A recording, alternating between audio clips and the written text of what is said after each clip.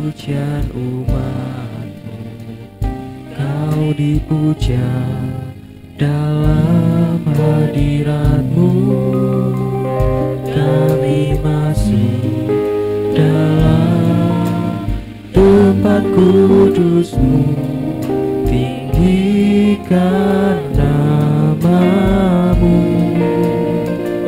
Kau bertahta atas pujian umat-Mu.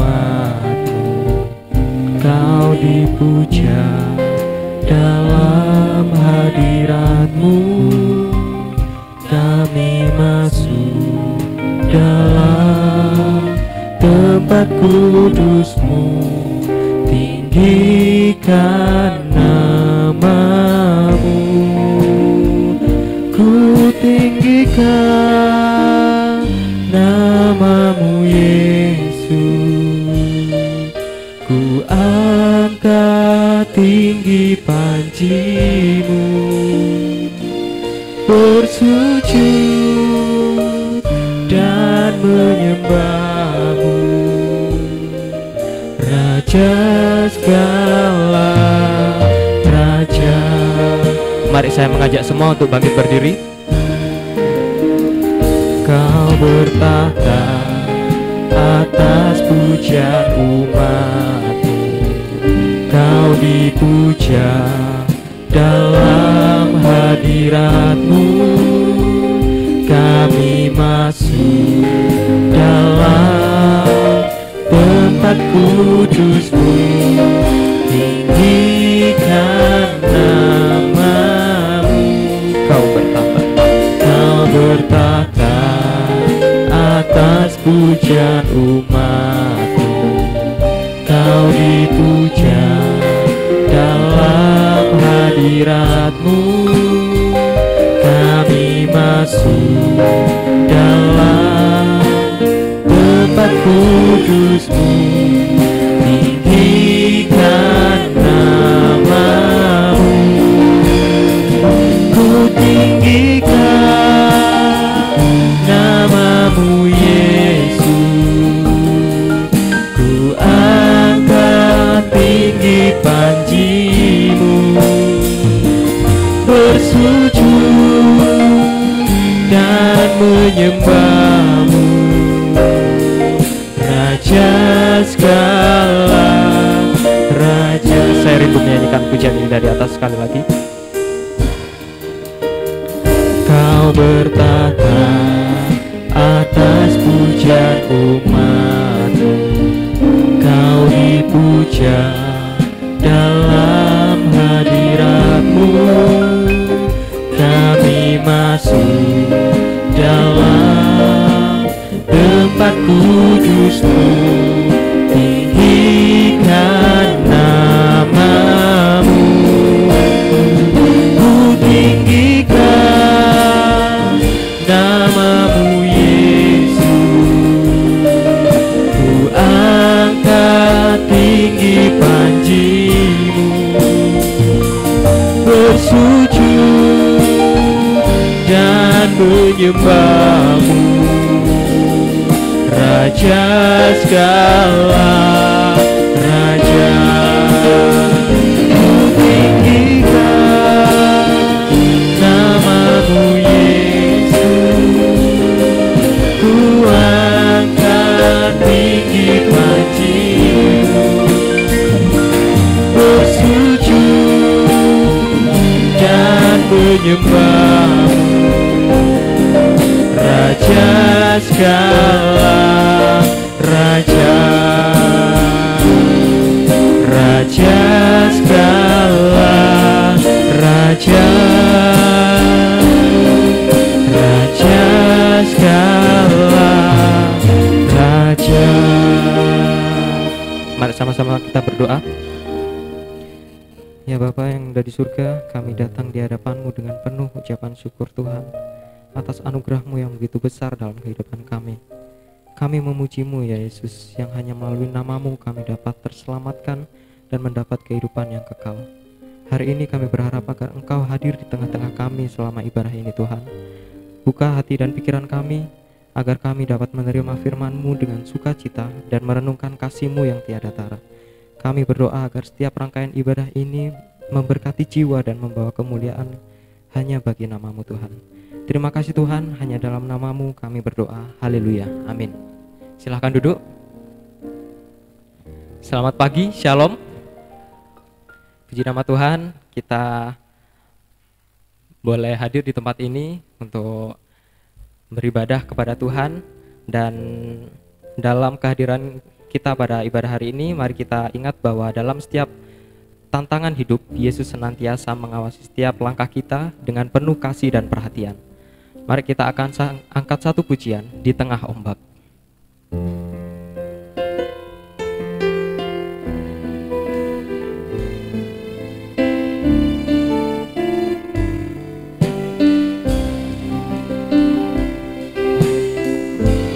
Di tengah ombak dan arus pencobaan,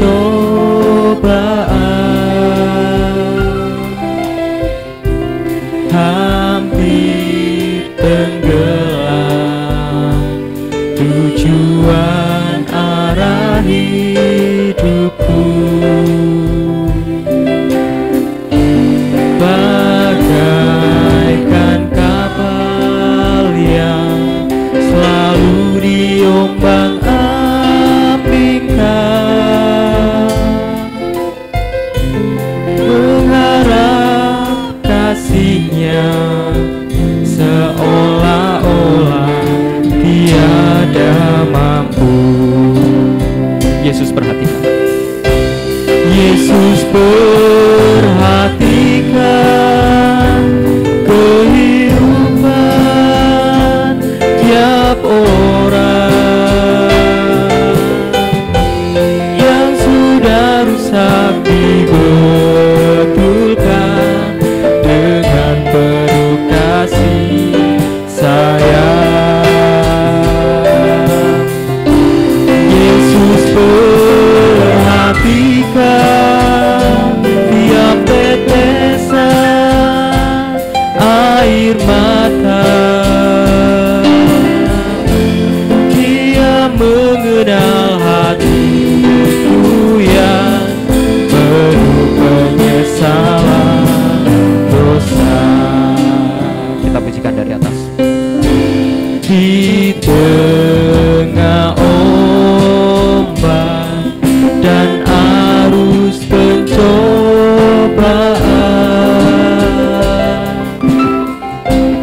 hampir tenggelam, tujuan arah hidupku.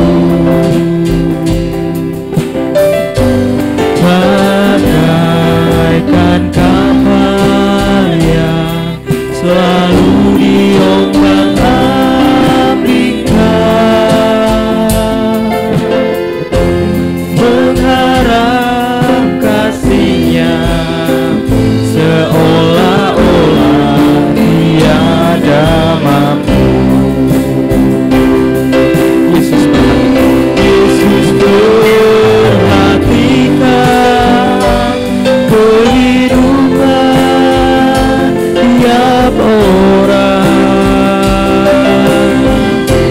yang sudah rusak, dibetulkan dengan penuh kasih sayang. Yesus perhatikan tiap tetesan air mata. Dia mengenal hatiku yang penuh penyesalan dosa. Yesus perhatikan kehidupan tiap orang yang sudah rusak, dibetulkan dengan penuh kasih sayang.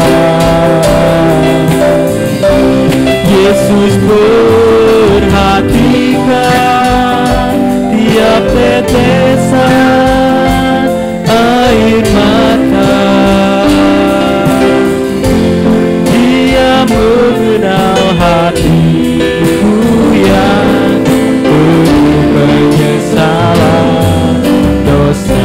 Dia mengenal hati. Dia mengenal hatiku yang penuh penyesalan dosa. Ya, Yesus selalu memperhatikan setiap tetesan air mata, dan karena itu jangan pernah merasa sendirian, karena Dia selalu ada untukmu. Dan di pagi hari ini kita akan menyambut kedatangan keluarga baru yang akan bekerja sama dalam pelayanan di tempat ini. Dan saya akan memberi waktu buat Kak Felix untuk memperkenalkan diri.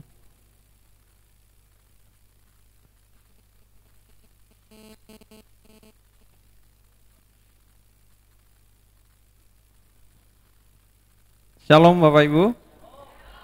Pertama-tama saya bersyukur kepada Tuhan bisa tiba di tempat ini di Lumajang, secara khusus di GPT Lumajang, itu semua karena pertolongan Tuhan. Dan kemudian saya berterima kasih juga kepada Bapak Ibu Gembala dan seluruh sidang jemaat yang memberikan kesempatan bagi saya untuk bisa bersama-sama di tempat ini melayani bersama. Perkenalkan, nama saya Felianus Lahagu. Nama panggilan Felix, saya berasal dari Nias. Dan sebelum ke sini saya di Surabaya menyelesaikan kuliah, dan saya di kelasnya Bang Daud waktu itu. Dan biarlah melalui pelayanan di tempat ini kita sama-sama bertumbuh untuk melakukan yang terbaik untuk Tuhan. Segala puji hormat hanya kemuliaan bagi Tuhan saja. Terima kasih. Tuhan Yesus memberkati kita semua.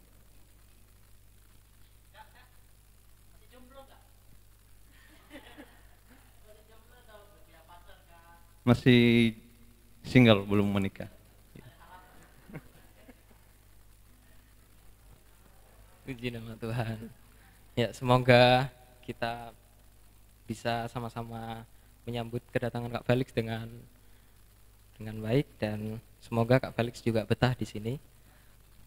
Kita akan lanjutkan pujian kita. Kita akan sama-sama bersukacita, dan saya mengajak semua untuk bangkit berdiri. Kita akan pujikan Sukacita Surga.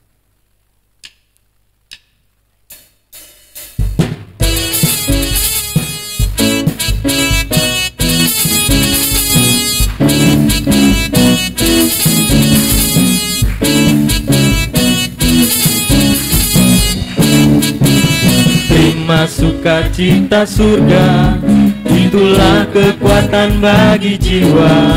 Ku dapat rasakan kasih-Nya di tengah badai yang bergelora.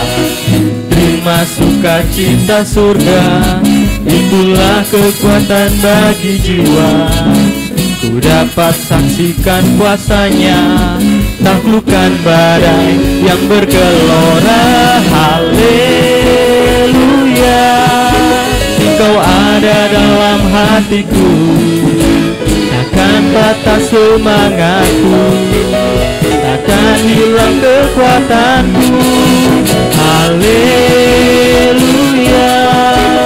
ku mau bersorak bagimu. Sukacita surga nyata penuhiku.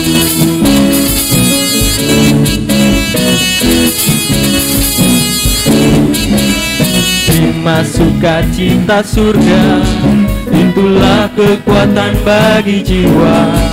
Ku dapat rasakan kasih-Nya di tengah badai yang bergelora. Terima sukacita surga, itulah kekuatan bagi jiwa. Ku dapat saksikan kuasa-Nya, taklukkan badai yang bergelora. Haleluya, Kau ada dalam hatiku, takkan patah semangatku, takkan hilang kekuatanku. Haleluya, ku mau bersorak bagimu. Sukacita surga nyata penuhiku. Haleluya, haleluya, Kau ada dalam hatiku, takkan patah semangatku, takkan hilang kekuatanku.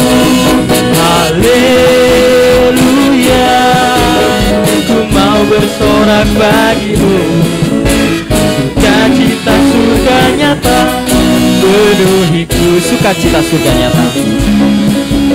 Sukacita surga nyata penuhiku. Sekali lagi, sukacita surga nyata penuhiku. Sukacita surga nyata penuhiku. Silahkan duduk.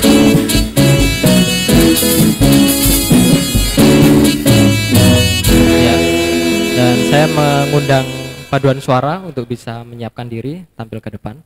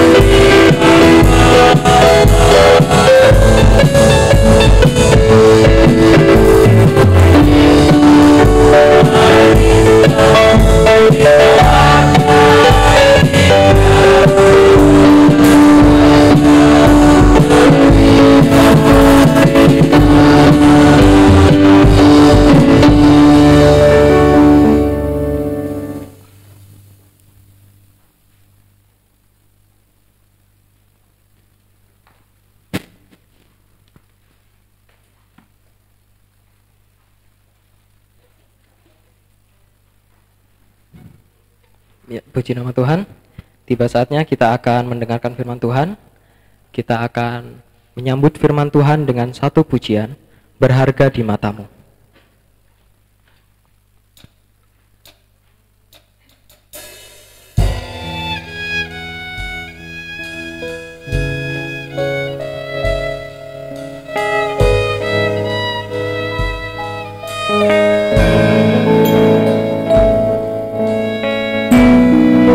Bagai tanah liat dalam tanganmu, kau jadikan bejana yang indah.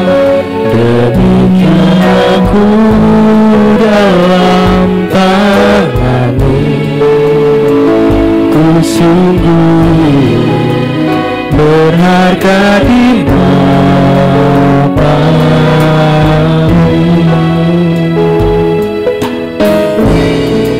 bagai tanah liat dalam tanganmu, kau jadikan bejana yang indah. Demikian aku dalam tanganmu, kau sungguh berharga di matamu.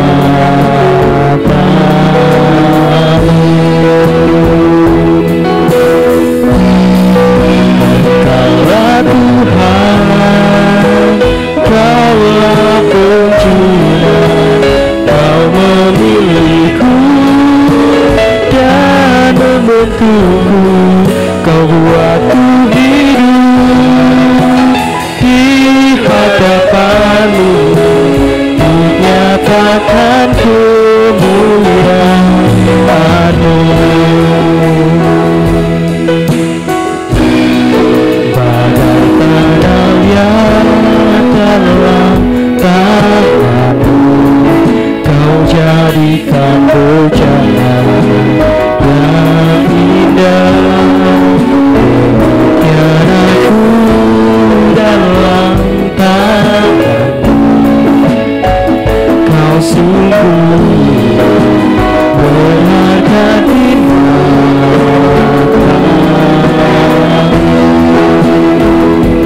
Bagai tanah liat, bagai tanah liat dalam tanganmu, kau jadikan bejana yang indah. Demikian aku dalam tanganmu, kau sungguh berharga di matamu.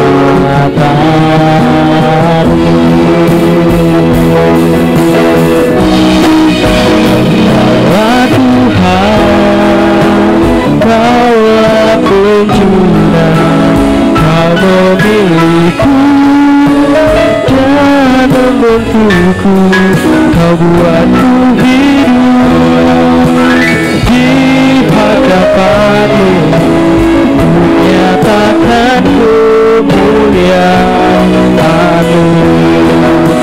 Kaulah Tuhan, kaulah penjuru, kau memilihku dan membentukku, kau buatku hidup di hadapanmu, menyatakan kemuliaan-Mu. Saya rindu menyanyikan lagu ini dari atas, dan saya mengajak semua untuk bangkit berdiri. Tanah liat dalam tanganmu, kau jadikan bejana yang indah. Demikian aku dalam tanganmu, kau sungguh berharga di matamu.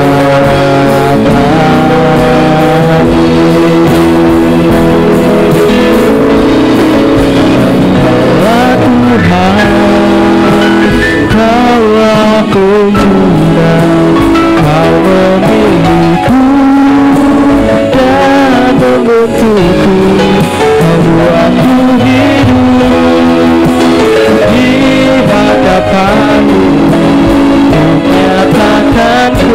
kemuliaan-Mu. Engkaulah Tuhan, Kaulah penjunan, Kau memilihku dan membentukku, Kau buatku hidup di hadapan-Mu, ku nyatakan kemuliaan-Mu.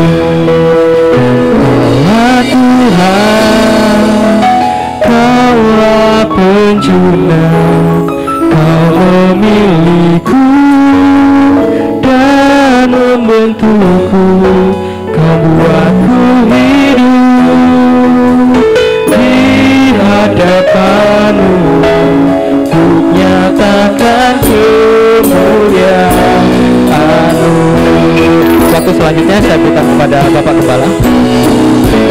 Kaulah Tuhan, Kaulah penjunan, Kau memilihku dan membentukku, Kau buatku hidup di hadapan-Mu, ku nyatakan kemuliaan-Mu.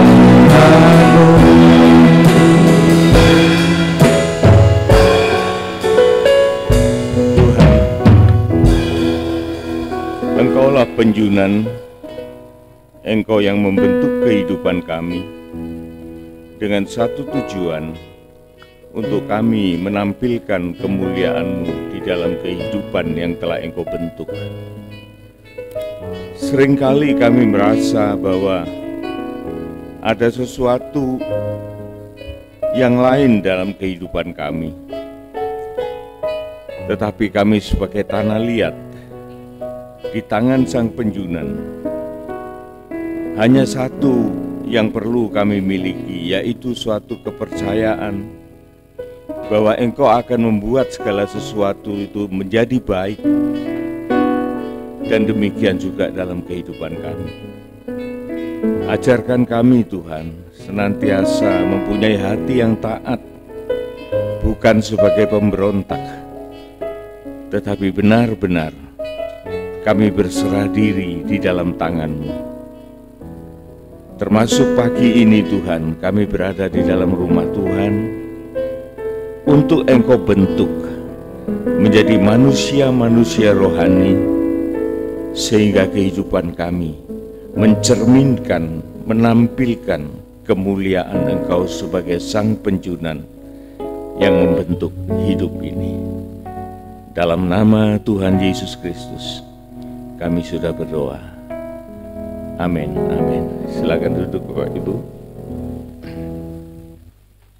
Saya ingin mengajak saudara-saudara pertama-tama untuk menyanyikan sebuah nyanyian yang sangat lama di zaman nenek saya. Jadi di zaman engkong, mak engkong. Ya. Nyanyian ini sudah berumur ratusan tahun, 100 tahun lebih. Dan juga nyanyian ini dibawa ke Indonesia oleh seorang misionaris dari Tiongkok, John Sung. Ya, nyanyiannya sederhana, tetapi untuk kita ingat lebih mudah, oleh karena firman Tuhan akan berbicara tentang ini. Ya, jangan kau tinggalkan Bethlehem. Bethlehem itu artinya rumah roti. Bethlehem itu artinya gereja Tuhan. Bethlehem itu artinya pribadi Yesus Kristus yang menjadi roti kehidupan bagi kita. Jangan kita tinggalkan dalam keadaan apapun juga. Selama kita bersama dengan Yesus, tidak ada tempat yang paling aman bersama dengan Dia. Ya, kita nyanyikan ini. Mudah dihafal.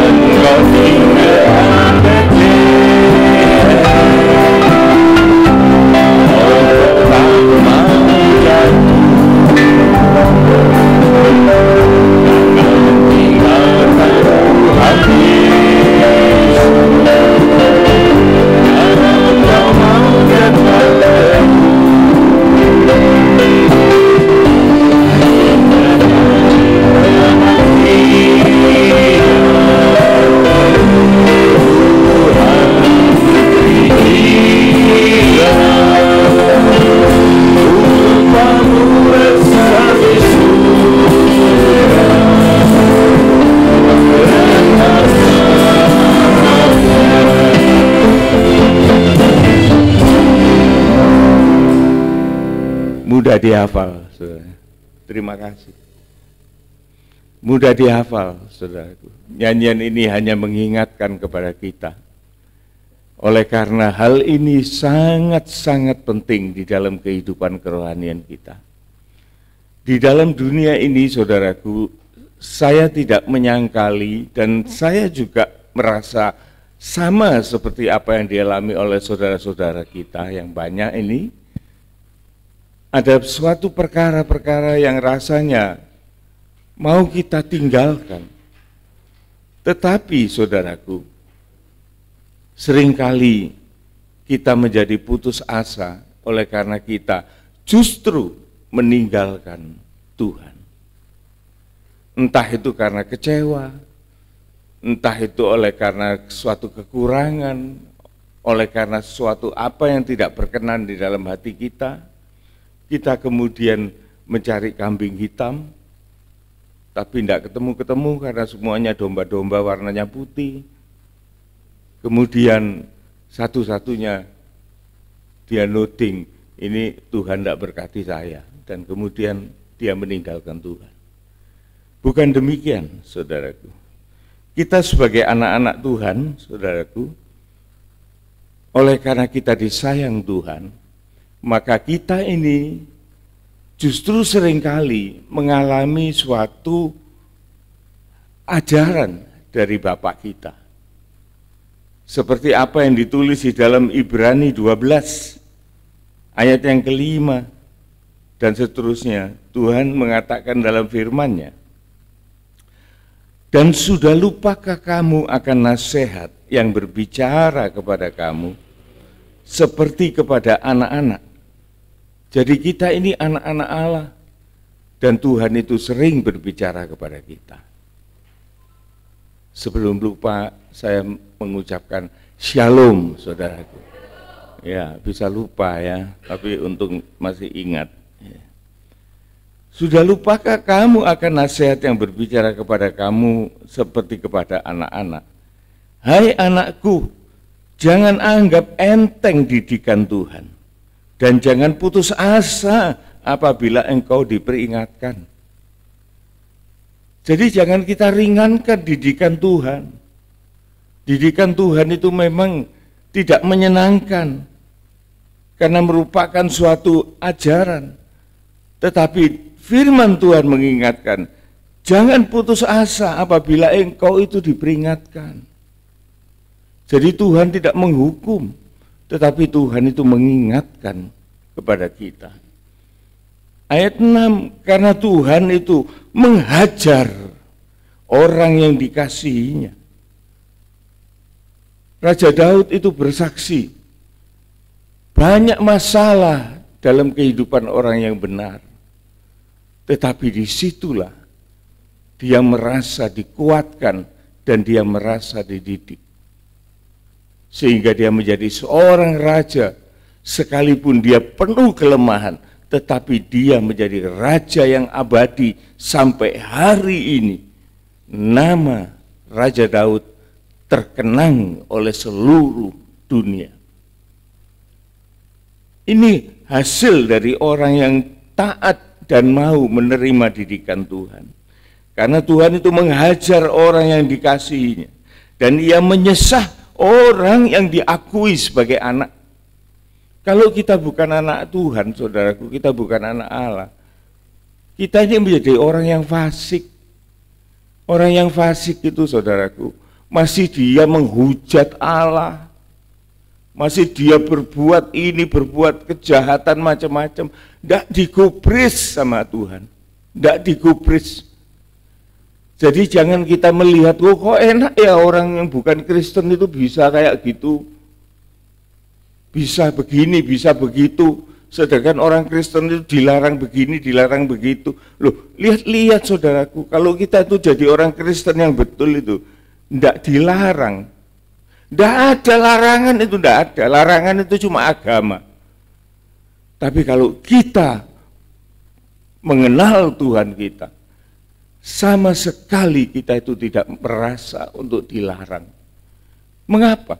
Oleh karena kita sudah tidak doyan, kita sudah tidak mau. Kita sudah tidak pernah punya angan-angan aku mau begitu, itu sudah jauh. Oleh karena kita hidup dikuduskan, kita dimerdekakan dari dosa. Dosa itu yang mengganggu otak kita, hati kita ini. Tetapi kalau dosa itu sudah disingkirkan, kita sebagai orang yang dikuduskan, Roh Kudus ada di dalam kehidupan kita. Kasih Allah itu ada di dalam kita. Mana ada tempat kita itu mau memikirkan kejahatan? Tidak ada, saudaraku. Tidak ada. Sehingga kita menjadi orang yang merdeka, lahir batin. Sungguh-sungguh kita merdeka. Oleh karena tidak ada penjajah pikiran-pikiran kita ini untuk menjadi busuk. Itulah anak Allah. Habitatnya sudah berubah, gennya sudah berubah, rohaninya lebih berkuasa atas jasmaniahnya. Bagaimana? Kita merasa dilarang-larang? Tidak ada, saudaraku, tidak ada. Oleh karena anak-anak Tuhan itu harus ada kebebasan. Kebebasan dia dalam memuliakan Tuhan. Kebebasan dia dari gangguan-gangguan perkara-perkara yang jahat. Karena Tuhan mengajar orang yang dikasihinya, dan dia menyesah orang-orang yang diakui sebagai anak. Ayat yang ke-7, jika kamu harus menanggung ganjaran, Allah itu memperlakukan kamu seperti seorang anak atau anaknya. Di mana terdapat anak yang tidak dihajar oleh ayahnya? Ayat 11, memang setiap ganjaran itu, tiap ganjaran itu pada waktu yang diberikan tidak mendatangkan sukacita. Nah ini seringkali kita salah paham. Kita merasa sedih, kita merasa tertekan, kita merasa kekurangan, kita merasa banyak pencobaan dan lain sebagainya. Tetapi itu merupakan suatu peringatan dari Tuhan. Pada waktu ia diberikan tidak mendatangkan sukacita, tetapi duka cita. Namun kemudian ia menghasilkan buah kebenaran yang memberikan damai kepada mereka yang dilatih olehnya. Jagalah supaya jangan ada seorang pun menjauhkan diri dari kasih karunia Allah. Jangan tinggalkan Bethlehem. Oleh karena Bethlehem ini rumah roti di mana kita mendapat makanan, asupan bagi tubuh, jiwa, dan roh kita untuk kita boleh dibangun di tangan Sang Penjunan. Kalau kita lari dari situ, maka kita akan mengalami banyak masalah. Bukan kita keluar dari masalah loh saudaraku. Kalau Tuhan itu mengatakan, marilah datang kepadaku, engkau yang letih, lesu, berbeban berat. Aku akan memberikan suatu sukacita kepadamu, damai sejahtera dan lain sebagainya. Pikulah kuk yang kupasang. Kita itu keluar dari dosa, saudaraku. Dosa itu kuk yang menekan kita dengan berat. Tetapi begitu kita datang kepada Tuhan, maka kita harus melepaskan kuk kita. Dan Tuhan bilang, aku akan memberikan kuk kepadamu. Tapi kuk yang kupasang itu ringan dan enak. Bayangkan saudara. Berarti itu merupakan satu yang di dalam penguasaan Tuhan. Tidak ada kuk dari dosa. Itu sudah diangkat, dibuang, digantikan dengan kuk kerajaan sorga yang begitu kuat, tangguh, dan dia tidak merasa terganggu oleh apapun. Ini yang dijanjikan oleh Tuhan. Jagalah supaya jangan ada seorang pun yang menjauhkan diri dari kasih karunia Allah, dan supaya tidak ada tumbuh akar yang pahit yang menimbulkan kekacauan atau kerusuhan yang mempengaruhi banyak orang. Jangan ada orang yang memiliki sikap atau karakter cabul atau yang mempunyai nafsu rendah dari keduniaan ini. Seperti siapa? Seperti Esau yang suka meninggalkan kemah dan dia cari sukacitanya di luar. Dia berburu semau-maunya sendiri. Dia cinta makanan dan perbuatan-perbuatan di luar kemah dari bapaknya. Sehingga dia merasa suatu saat letih, lesu, beban berat, capek. Dan dia inginnya cuma satu, makan. Untuk apa? Untuk membangkitkan hawa nafsunya sendiri. Makanya jadi katakan nafsu Esau itu cabul rendah. Ya. Sehingga suatu saat kesempatan kasih karunia Allah itu lepas dari kita. Bukan Allah itu kejem, bukan. Tetapi kita sendiri tertipu.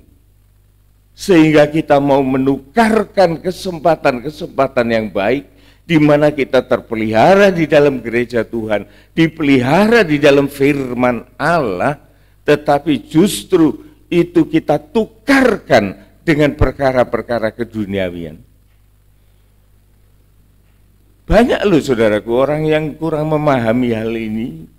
Bukan mereka tidak mau paham, tetapi memang belum paham. Sehingga mereka menomorduakan ibadah dan menomorsatukan perkara-perkara jasmania. Bukan dilarang loh saudaraku. Sekali lagi tidak ada larangan bagi anak Tuhan. Saya pernah jadi jemaat berpuluhan tahun. Dan saya tahu bahwa tidak terlalu baik seorang gembala itu ikut campur di dalam pribadi jemaat. Apalagi di dalam rumah tangga jemaat, tak baik. Oleh karena saya pernah merasakan. Tetapi hendaklah setiap jemaat itu mempunyai kedewasaan supaya mereka bisa bebas mengatur dirinya sendiri dan tidak merasa tertekan. Kalau seorang gembala atau seorang hamba Tuhan, pemimpin gereja ikut campur di dalam perkara-perkara intern jemaat, itu sudah melewati batas buat saya loh. Tapi ada orang yang senang begitu. Sampai soal kawin dilarang. Ada hak apa dia? Sehingga akhirnya saya melihat, akhirnya gimana? Ya tidak bagus. Ada yang mau pergi merasa bahwa waduh ini beban ini. Enggak saudaraku, pergilah dengan bebas. Tuhan tahu apa yang menjadi kebutuhanmu. Tuhan tahu apa yang menjadi keinginan dan isi hatimu. Yang penting jauhkan pemikiran-pemikiran yang dosa. Pergi dengan bebas. Tidak usah was-was saudaraku. Saya sebagai jemaat sering pergi dengan istri, pergi dengan anak-anak ke luar negeri sampai berhari-hari, berminggu-minggu. Rasanya gelisah. Datang ngomong kepada gembala, malah diweden-wedeni. Waduh, jadi saya pergi itu enggak enjoy. Waduh, iya ini salah ini salah. Enggak enjoy saudaraku. Dan saya tahu betul bahwa wah ini tidak baik ini. Jadi kalau saya pergi, saya hanya beritahu, saya mau pergi. Sudah, jangan kasih komentar. Semua itu urusan saya. Dan saya pergi dengan sukacita. Oleh karena saya tahu apa yang saya lakukan. Saya pergi ingin membahagiakan keluarga saya. Ingin membuat suatu relaks dalam hati dan kehidupan saya, apa salahnya? Tetapi yang penting ini satu perkara saudara, kalau waktu ibadah dan Tuhan beri waktu itu kepada kita secara utuh, manfaatkan itu sungguh-sungguh. Sehingga pada waktu kita melakukan kebutuhan kita, maka kita merasa bahwa kita tidak bersalah di dalam melakukan itu. Iya. Pokoknya orang Kristen itu, anak-anak Tuhan itu jangan sampai terbeban. Terbeban yang tidak perlu dibebankan itu. Pikiran yang tidak ada mutunya itu. Tidak ada gunanya. Tetapi seorang anak Tuhan itu bebas oleh karena dia tahu bahwa Tuhan beserta dengan dia. Dan dia menjadi orang yang baru, menjadi anak-anak Allah, anak-anak Tuhan. Ayat 17, sebab kamu tahu bahwa kemudian ketika ia hendak menerima berkat itu, Esau ini, yang sudah kadung menukar hal-hal mulia, berkat kesulungan itu, dengan perkara-perkara keduniawian. Dia mau kembali, tidak bisa, saudara, tidak bisa. Oleh karena kesempatan itu sudah lenyap dari kehidupannya. Saudara, pagi ini kita akan berbicara tentang seorang perempuan kafir yang dipakai oleh Tuhan untuk menolong kembali kehancuran dari sebuah keluarga orang Israel, orang-orang pilihan Tuhan yang pernah meninggalkan Tuhan. Tetapi justru orang kafir ini mengikuti keluarga dari orang Israel ini di dalam kesengsaraan, di dalam duka citanya. Orang yang bernama Ruth, dia tidak meninggalkan keluarga Israel ini. Bahkan dia mau mengikuti perjalanan pulang orang Israel ini kembali ke negaranya untuk dipulihkan oleh Tuhan. Dan orang kafir bernama Ruth ini ternyata di dalam kesetiaannya dia mengikuti keluarga Israel ini, dia pun mendapat berkat yang luar biasa. Berkat yang luar biasa dalam bukan hanya harta benda, tetapi dia mendapatkan seorang pengganti pelindung yang teguh, yaitu Boas. Menjadi suaminya, menggantikan suaminya yang telah meninggal, Mahlon, dan dia terpelihara dengan baik. Bahkan ia dipakai oleh Tuhan sebagai nenek moyang dari Sang Juru Selamat, yaitu Yesus Kristus. Saudara, mungkin kesempatan kita tidak banyak di dalam menceritakan ini, tetapi kita terus terang, mari kita pagi ini banyak membaca. Ya, ada 4 fatsal, tetapi sebaiknya kesempatan ini kita gunakan untuk membaca, dan saya akan memberikan penjelasan bagian-bagian tertentu. Kita buka di dalam Rut pasal yang pertama.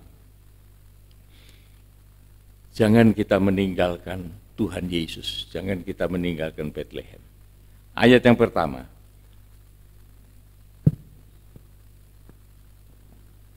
Pada zaman para hakim memerintah ada kelaparan di tanah Israel. Pada zaman hakim-hakim, saudaraku, Israel itu mengalami keruntuhan moral dan material yang sangat hebat.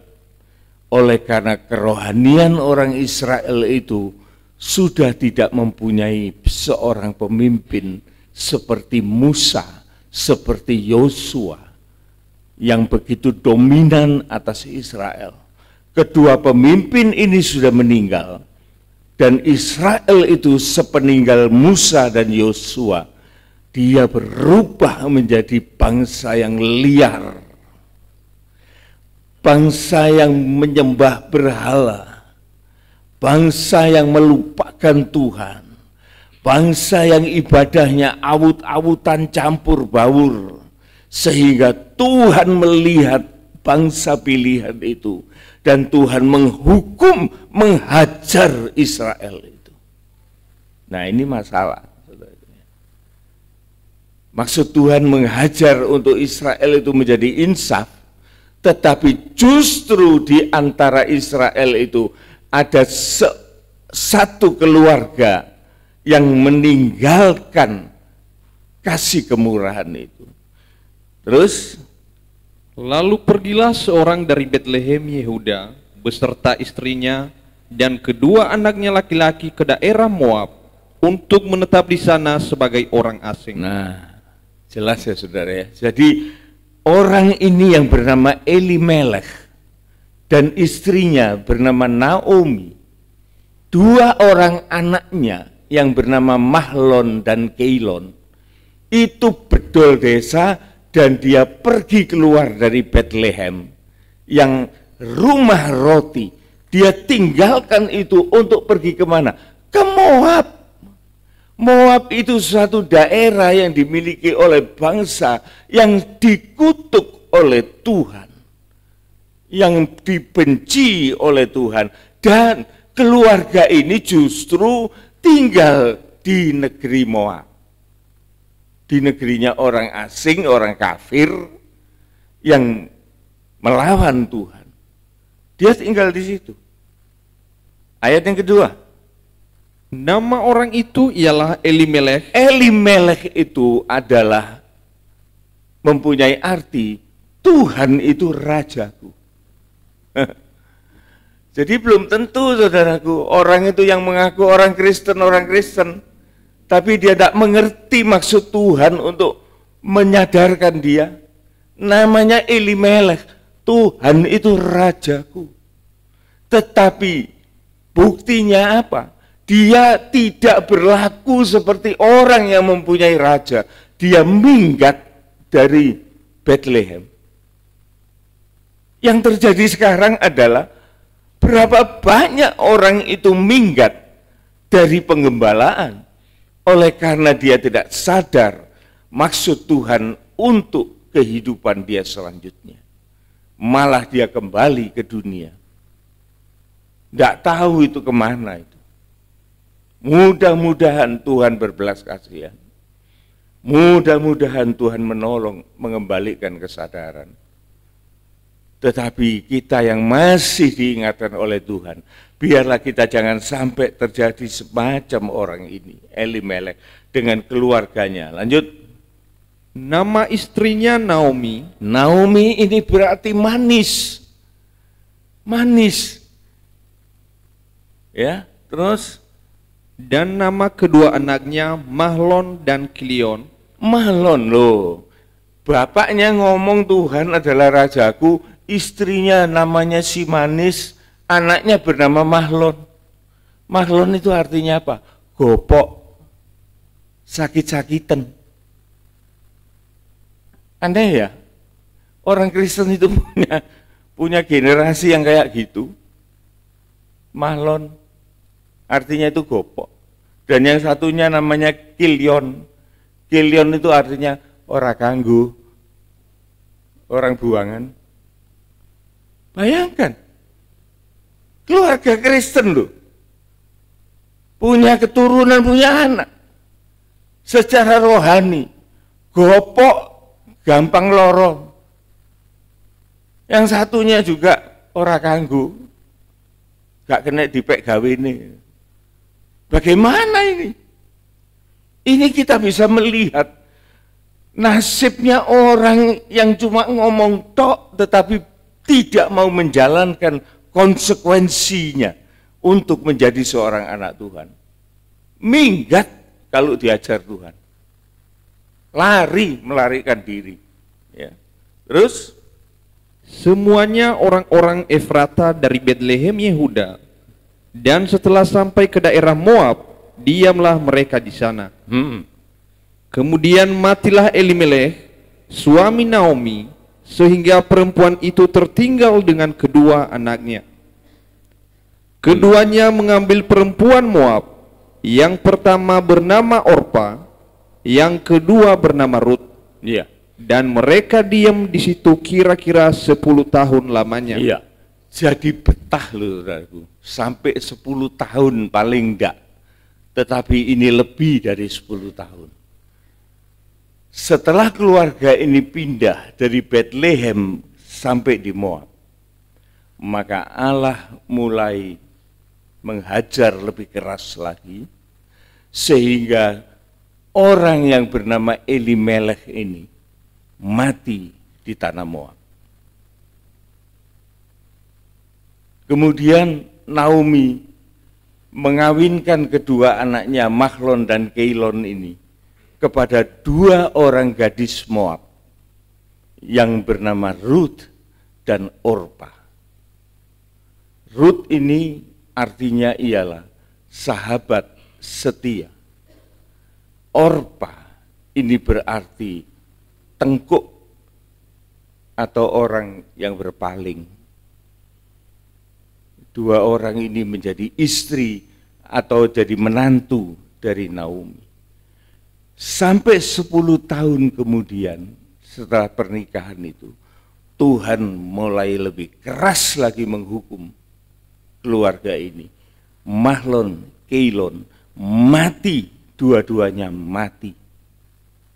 Sehingga tinggal Naomi dan 2 orang mantunya yang bernama Ruth dan Orpa.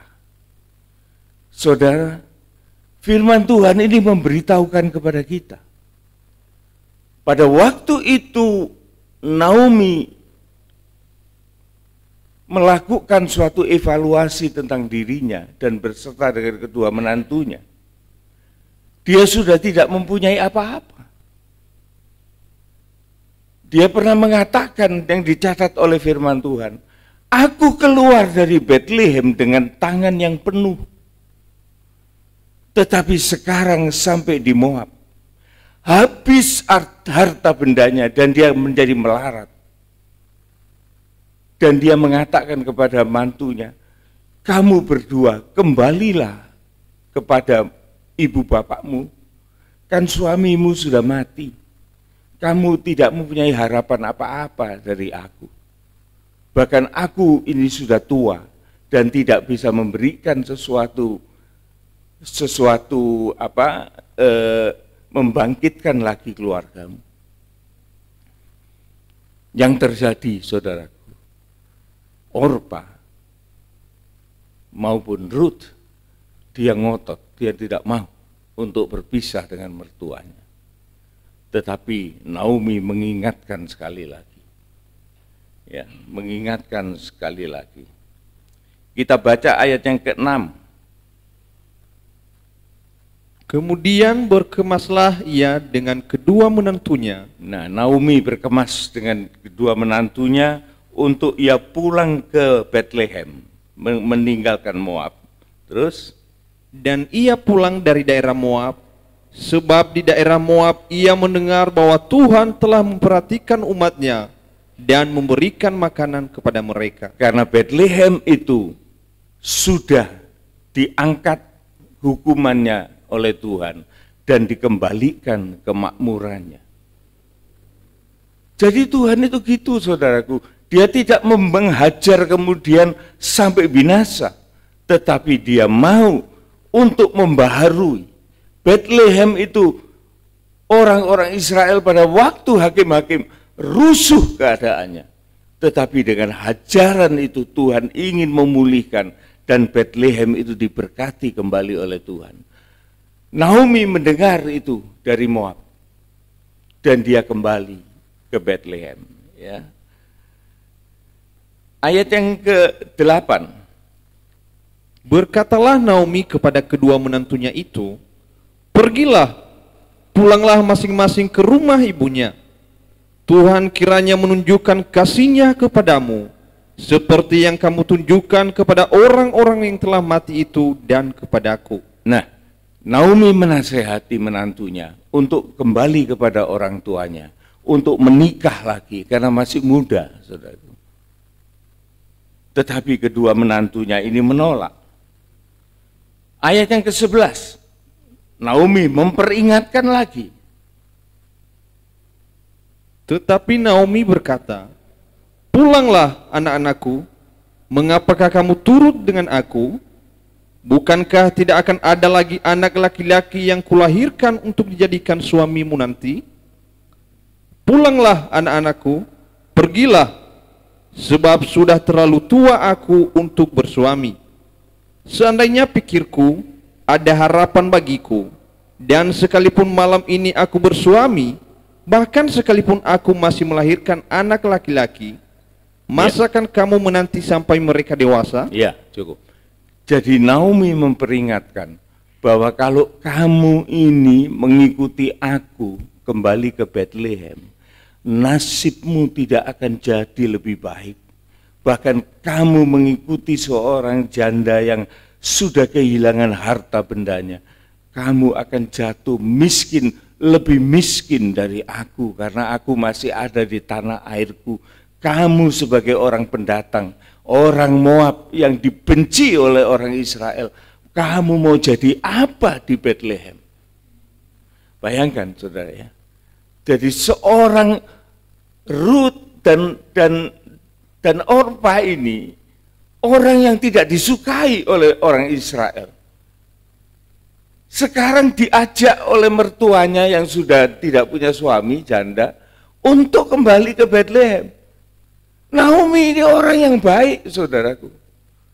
Dia mengatakan, kamu jangan ikut aku. Kamu kembali ke Moab. Kalau kamu ikut aku ke Bethlehem, kamu tidak akan jadi lebih baik. Aku sudah tua. Sekalipun aku hari ini punya suami dan punya anak, masa kamu menunggu anakku menjadi dewasa untuk memenuhi hukum Levirat dari orang Israel? Tidak bisa. Sangat cerdas, sangat tidak egois, ya. Tetapi ayat yang ke-16, di situ Tuhan mencatat salah seorang menantu dari Naomi yang bernama Ruth. Dia mengambil suatu komitmen, dia mengambil suatu resiko, konsekuensi dia. Untuk apa? Untuk dia setia kepada mertuanya, dan juga dia punya kesetiaan kepada suaminya yang sudah meninggal. Dia tidak mau menikah dengan sembarang orang, tetapi dia bertekad untuk mendirikan nama dari Mahlon suaminya sesuai dengan janji Tuhan. Bayangkan saudara, ini orang kafir loh ini. Dia begitu mendekati orang Israel dan dia mengerti bahwa aturan-aturan di Israel itu sedemikian. Dia menerima itu dengan satu konsekuensi, bahwa dia tidak akan meninggalkan mertuanya. Dia akan kembali ke Bethlehem. Dia akan menikah dengan orang yang bisa mengembalikan martabatnya, mendirikan nama suaminya yang sudah meninggal. Itu hukum Levirat yang dikatakan di dalam Perjanjian Baru. Kalau ada seorang wanita yang punya suami, kemudian dia belum punya anak, suaminya mati, maka saudara suami itu wajib untuk menikahi ipar ini. Kalau itu mati juga, belum punya keturunan, maka saudaranya yang berikutnya wajib menikahi. Begitu. Sampai menghasilkan keturunan. Dan keturunan ini harus disahkan menjadi keturunan dari suami pertama yang meninggal. Ini hukum Levirat di dalam Israel. Dan Ruth memahami ini. Dan dia ingin hal itu terjadi di dalam kehidupannya. Dia ingin mengembalikan keluarga Elimelech yang hancur berantakan. Dan dengan kesetiaan itu dia mengikuti. Ya. Ayat yang ke-15. Berkatalah Naomi, telah pulang iparmu kepada bangsanya dan kepada para allahnya. Pulanglah mengikuti iparmu itu. Ya, ternyata Orpa itu pada akhirnya memang dia berpaling. Dia tidak berani untuk mengikuti Naomi. Dia pulang ke Moab, ke rumah ibu bapaknya. Tetapi Ruth, saudaraku, dia mengeluarkan suatu komitmen, suatu statement yang luar biasa. Ini yang perlu kita perhatikan, saudara. Kita baca ayat yang ke-16 sampai ke-17. Kita betul-betul resapkan ini di dalam kehidupan kita. Apa yang dikatakan oleh Ruth? Tetapi kata Ruth, janganlah desak aku meninggalkan engkau dan pulang dengan tidak mengikuti engkau. Sebab kemana engkau pergi, ke situ jugalah aku pergi. Di sanalah juga aku akan pergi. Dan di mana engkau bermalam, di situ jugalah aku bermalam. Iya, di mana engkau bermalam, aku pun akan menyertai engkau di sana. Terus, bangsamulah bangsaku, bangsamu ini adalah bangsaku juga. Terus, dan Allahmulah Allahku. Sampai pun pada Tuhanmu Allah itu menjadi Allahku juga. Ini si kafir loh ini saudaraku. Ruth, dia bergaul dengan keluarga Elimelech dan dia mengerti apa artinya Tuhan bagi orang Israel. Sehingga Ruth ini tergerak hatinya dan dia mendapat suatu kekuatan untuk setia kepada Allah dan kepada keluarga dari Elimelech. Terus, di mana engkau mati? Di mana engkau mati? Aku pun mati di sana. Dan di sanalah aku dikuburkan. Beginilah kiranya Tuhan menghukum aku. Bahkan lebih lagi daripada itu, jikalau sesuatu apapun memisahkan aku dari engkau selain daripada maut. Nah, saudara lihat ya, komitmennya. Saya pada waktu membaca kitab Ruth ini, ya dari dulu saudaraku, saya paling kesengsem dengan apa yang dikatakan oleh Ruth ini. Dan saya pernah bersaksi kepada saudara-saudara bahwa saya betul-betul menerima Roh Kudus itu pada waktu seorang hamba Tuhan bercerita tentang Ruth. Bagaimana dia mendapatkan suatu peluang di dalam keadaan yang sulit untuk memilih, tapi dia memilih dengan tepat. Ya. Ayat yang ke-19. Dan berjalanlah keduanya sampai mereka tiba di Betlehem. Singkat cerita, mereka sudah kembali ke Betlehem. Ketika mereka masuk ke Betlehem, gemparlah seluruh kota itu karena mereka. Dan perempuan-perempuan berkata, Naomikah itu? Nah, seluruh kota di Betlehem itu pangling melihat Naomi. Loh, siapa itu? Apakah itu yang namanya Naomi? Saudara bisa bayangkan, Naomi itu keluar dari Betlehem itu namanya si manis, cantik. Suaminya penyembah Tuhan, Tuhan adalah rajaku. Tetapi sekarang dia kembali ke Betlehem. Loh, kok tadi kere? Nah, saudaraku, gempar. Naomikah itu? Si maniskah itu? Kan memalukan. Saudaraku. Orang sudah rungset semua gini katanya si manis. Apa jawabnya? Ayat yang ke-20. Tetapi ia berkata kepada mereka, janganlah sebutkan aku Naomi. Jangan panggil aku si manis. Jangan panggil aku Naomi, kata Naomi. Terus, sebutkanlah aku Mara. Sebutkan aku ini sekarang pahit. Mara itu pahit. Sebutkan aku ini si pahit. Ya, terus Sebab yang Maha Kuasa telah melakukan banyak yang pahit kepadaku. iya, karena aku sudah menerima kepahitan-kepahitan yang lebih pahit dari saat meninggalkan Bethlehem. Jadi pada waktu pulang, dia keadaannya semakin parah. 21, Dengan tangan yang penuh aku pergi. dengan tangan yang penuh aku ini pergi, berarti apa? Firman Tuhan ini menginformasikan bahwa keluarga Elimelech itu keluarga yang kaya. Dia seharusnya mampu tinggal di Bethlehem. Oleh karena kekayaannya itu tidak akan habis di masa paceklik.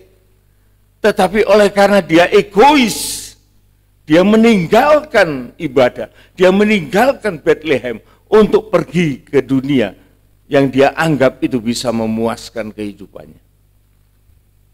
Tetapi di sana ajaran Tuhan itu tetap mengikuti. Sehingga dia pulang bukan lagi di dalam keadaan yang membawa sesuatu yang baik, tetapi dengan tangan yang kosong.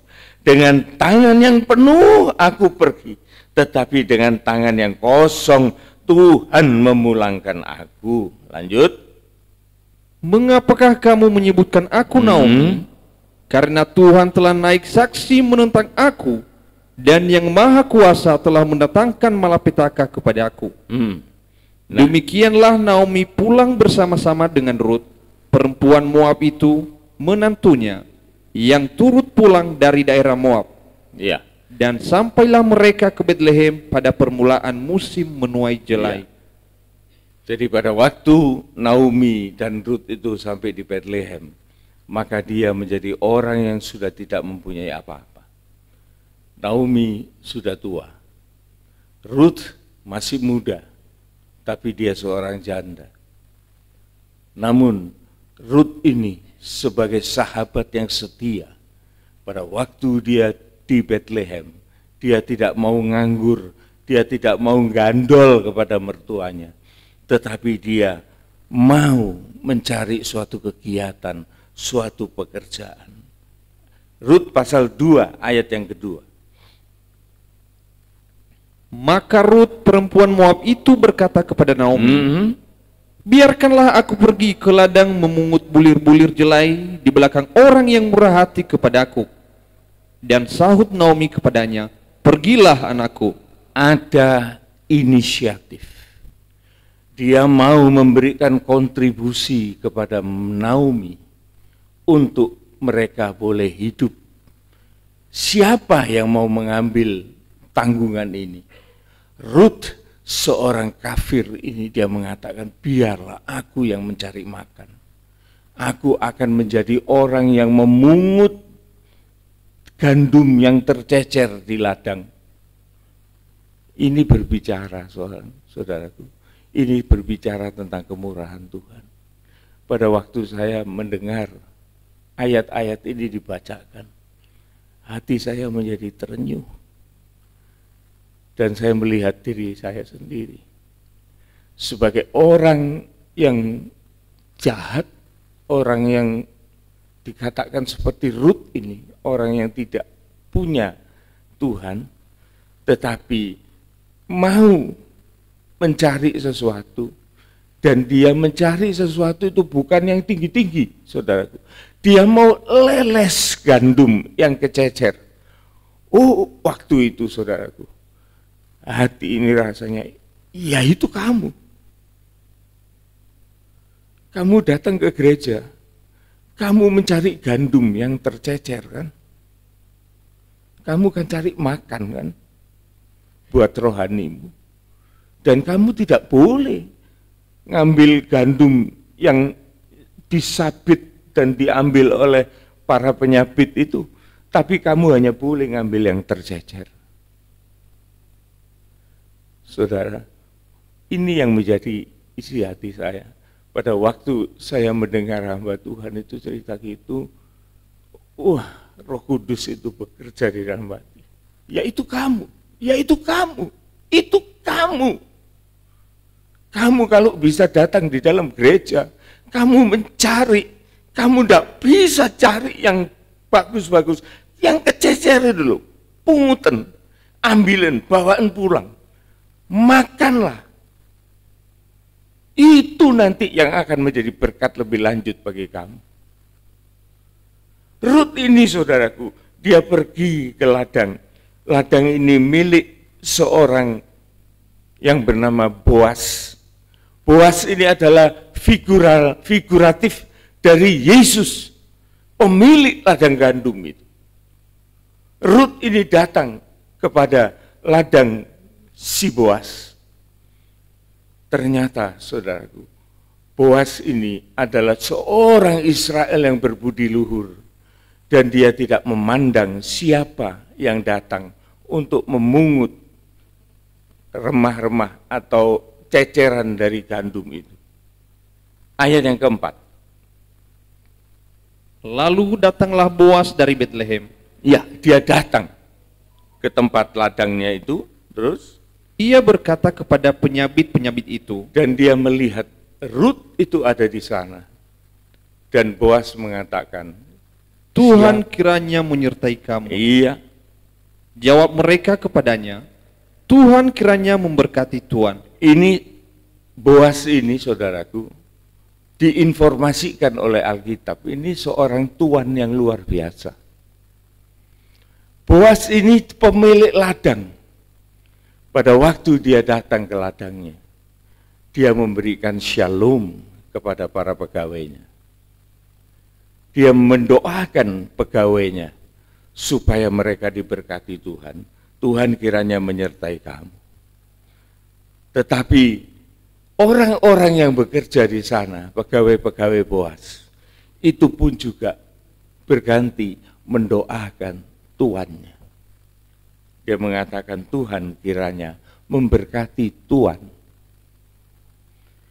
Ini satu contoh kehidupan bagaimana seorang tuan terhadap hamba-hambanya. Sedemikian akrab, sedemikian sopan, tidak semena-mena, tidak sewenang-wenang. Sehingga seorang bos yang bernama Boas, dia mau mendoakan para pegawainya. Sedemikian juga pegawainya mendoakan bosnya. Bagaimana kita sebagai anak Tuhan?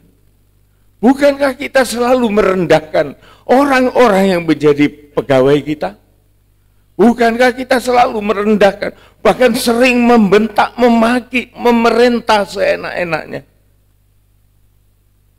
Tuhan membawa kita untuk mencontoh Kristus terhadap hamba-hambanya.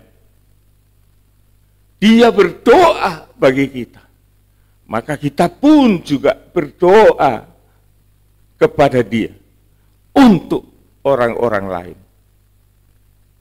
Ini satu contoh yang bagus. Terus ayat yang kelima. Lalu kata Boas kepada bujangnya yang mengawasi penyabit-penyabit itu, dari manakah perempuan ini? Iya, dia dengan teliti dia melihat orang-orang yang ada di situ dan dia melihat Rut sebagai perempuan asing dan dia tanya siapa orang itu. Ya. Ayat yang ke-8. Sesudah itu berkatalah Boas kepada Rut. Nah, setelah Boas tahu siapa Rut itu, maka dia tidak mengatakan, pergi kamu orang asing, kamu orang Moab, kamu tidak boleh masuk di kalangan orang Israel, pergi sana keluar. Enggak loh saudaraku. Tuan ini yang bernama Boas, itu adalah figur dari Kristus Yesus. Dia tidak menolak kita, siapapun kita yang mau datang di dalam gerejanya. Apapun yang didapat, dibawa pulang untuk menjadi berkat. Dan kemudian Boas ini melihat Rut, dia tidak mengusir, malah dia memanggil. Ayat yang ke-8. Dengarlah dahulu anakku, tidak usah engkau pergi memungut jelai ke ladang lain. Istilah Boas memanggil Rut adalah anakku. Perbedaan umur loh, saudara.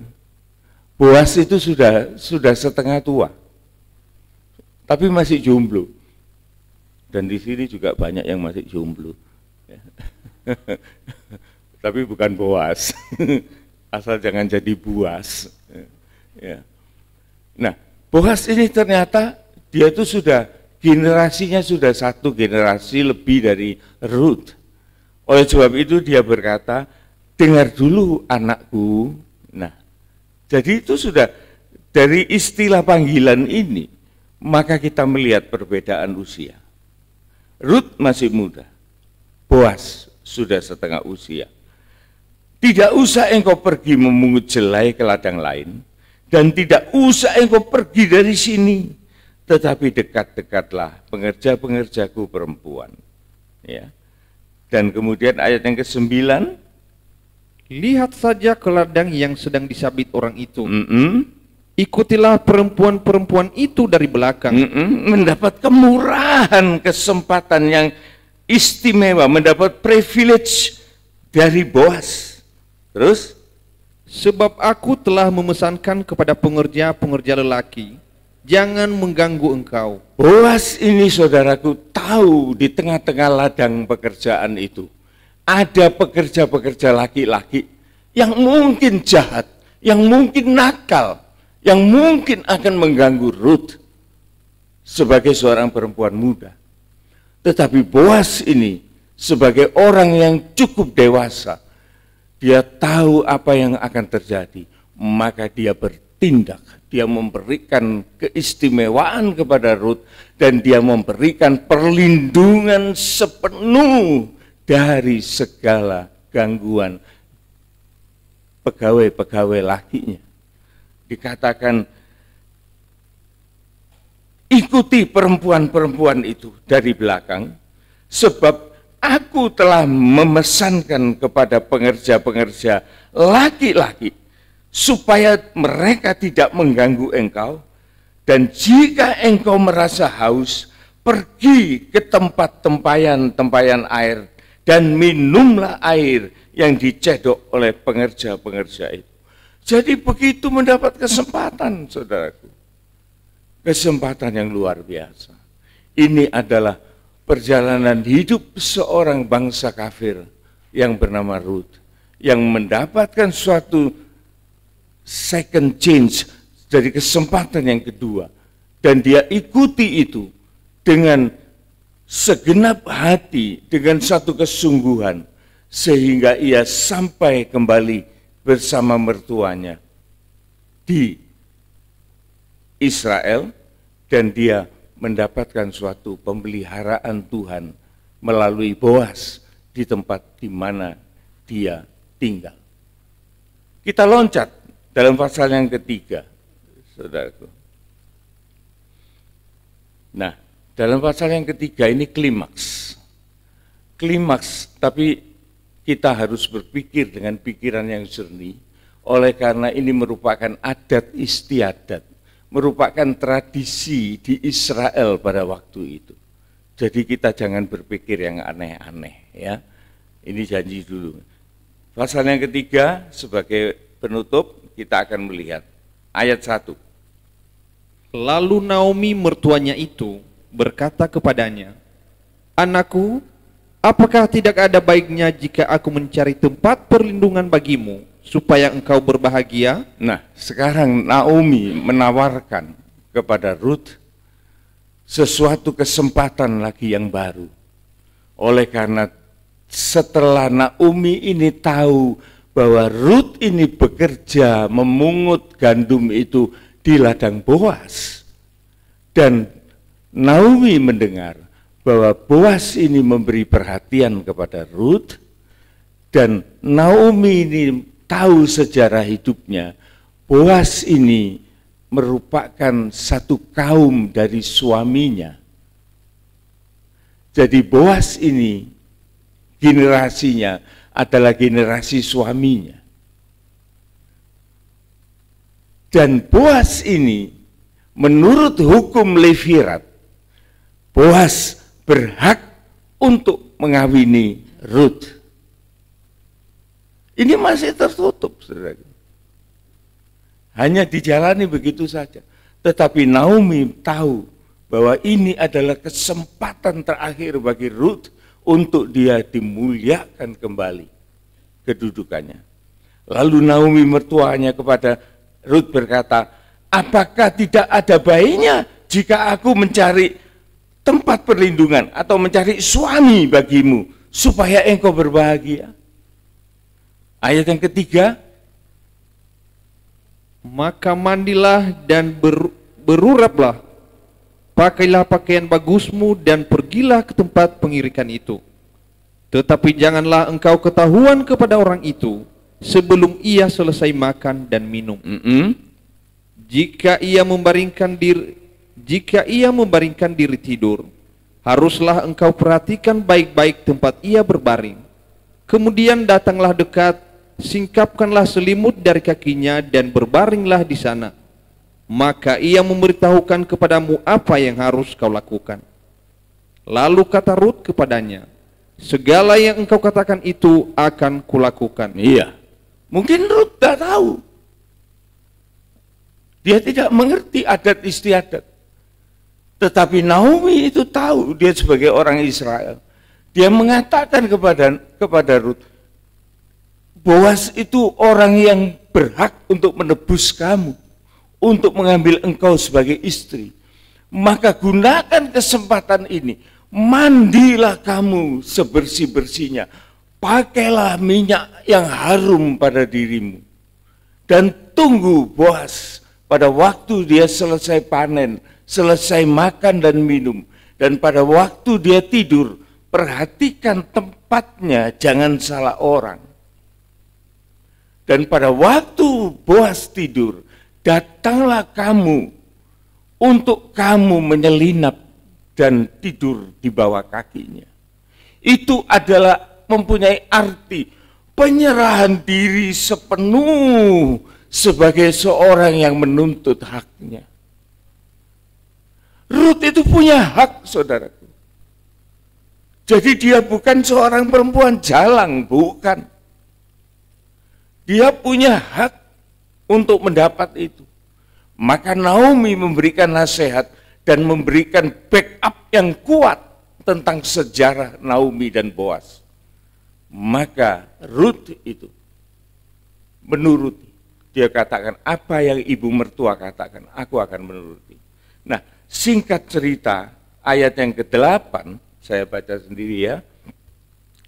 Pada waktu malam, tengah malam, dengan terkejut, terjagalah Boas, lalu meraba-raba sekelilingnya, dan ternyata ada seorang perempuan berbaring di kakinya, di sebelah kakinya.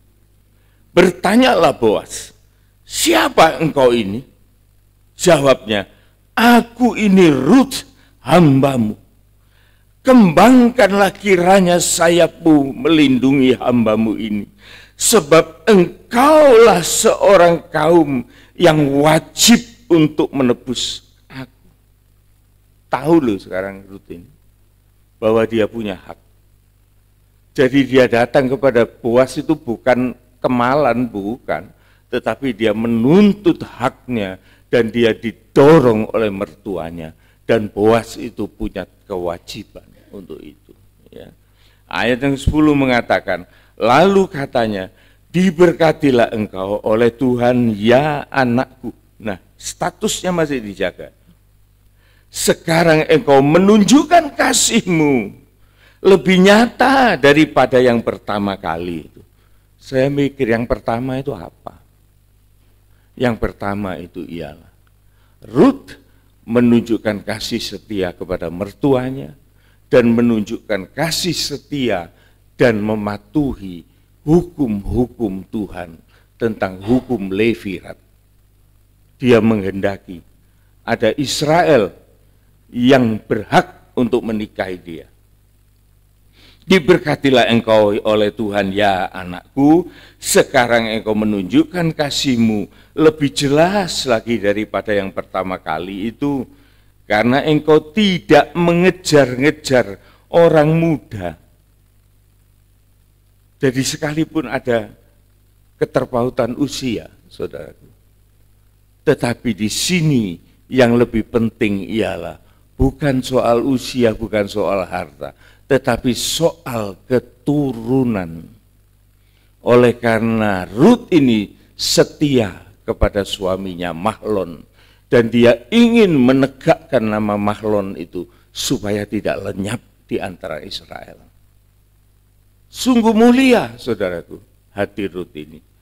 Oleh karena itu di hadapan Boas merupakan seorang yang hebat, ya. Tidak mengejar orang-orang muda, baik yang miskin maupun yang kaya.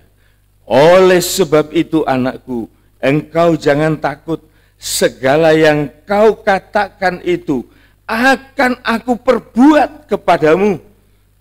Sebab setiap orang dalam kota kami ini tahu bahwa engkau seorang perempuan yang bermartabat, orang yang baik. Jadi Rut dilindungi oleh mertuanya sebagai seorang menantu yang setia, dan dia menurut seperti apa yang dikatakan mertuanya, lurus, tidak ada yang bisa menyalahkan dia, dan dia menuntut haknya, dan Boas mengerti dia harus memenuhi haknya. Ayat 16 mengatakan, setelah Rut sampai kepada mertuanya, dia kan pulang, saudara ya.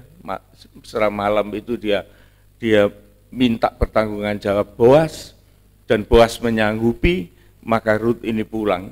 Setelah perempuan atau Rut itu sampai kepada mertuanya, berkatalah mertuanya itu, bagaimana anakku? Lalu Rut cerita semua yang dia lakukan dan apa yang Boas janjikan. Ya. Maka mertuanya itu mengatakan apa? Ayat 18, ini sangat mengesankan, sangat puitis. Ya.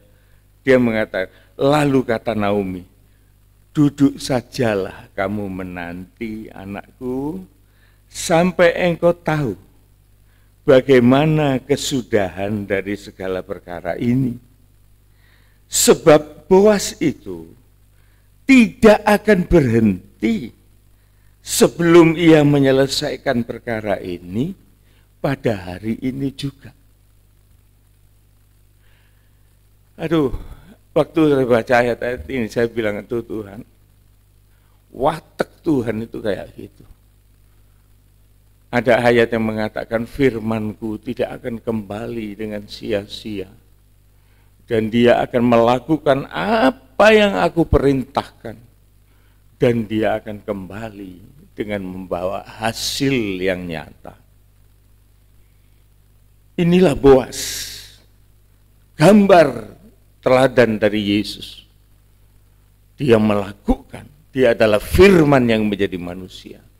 Dia yang melakukan tugas dari Bapa, dan dia akan menggenapkan segala rencananya, dan dia tidak akan kembali kepada Allah dengan sia-sia.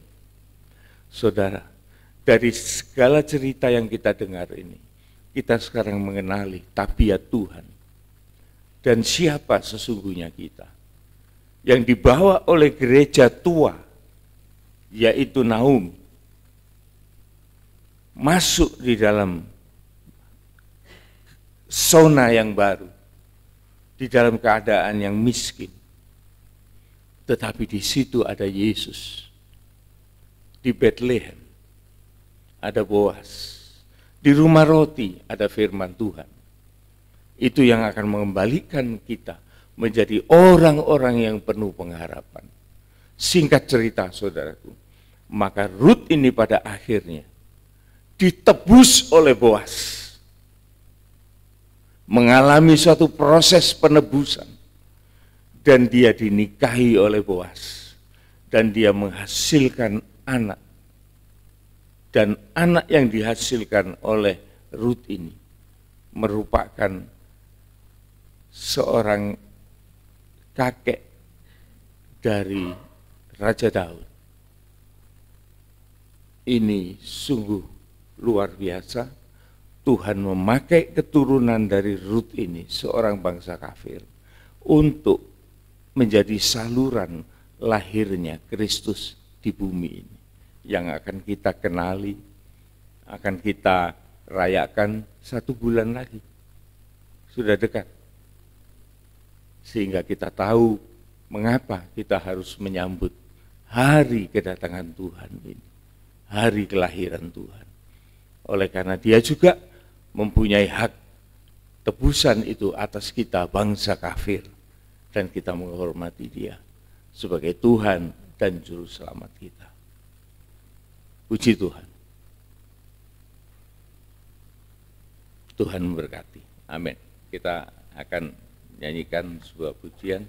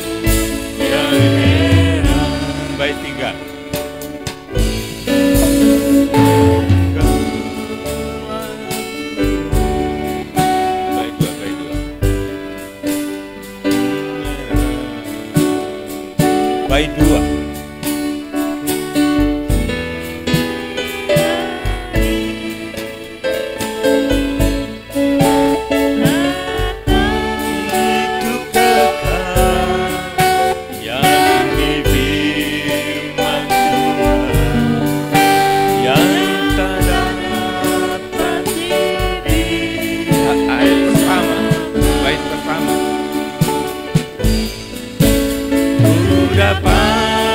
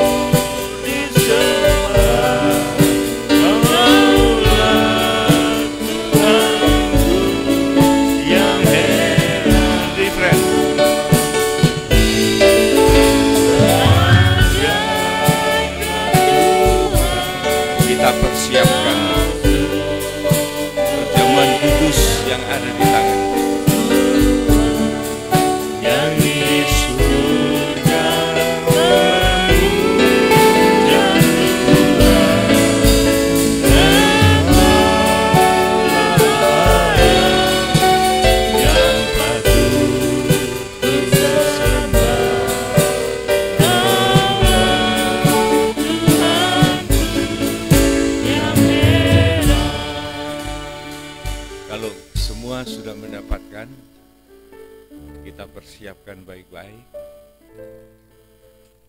Saya tunggu, tidak perlu tergesa-gesa. Kita angkat lebih tinggi dari kepala kita dan kita dengarkan firman Tuhan. Oleh karena di dalam perjamuan kudus ini, titik beratnya ialah kita mengakui dan menerima kurban Kristus, kematian untuk penebusan kita dengan darahnya yang kudus, dengan tubuhnya yang dihancurkan, dan